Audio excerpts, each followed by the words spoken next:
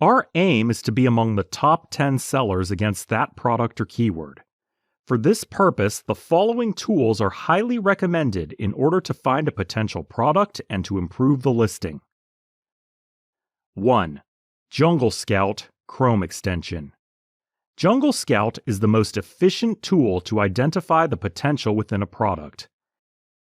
It is the mandatory tool, and you must have the Jungle Scout Chrome extension. 2. Helium-10. Helium-10 is the best tool to identify the main keywords of a listing, optimize and manage listing, and analyze selling reports on a daily basis. As an experienced seller, I would also recommend you must have this tool to be among the top sellers. 3. Viral Launch. It is used to analyze the product, review, and price trends of the products. It is an optional tool, but again, for complete data validation, it is also recommended. 4. Merchant Words. Last but not least, it is used to forecast the expected traffic for any particular keyword or product for any marketplace.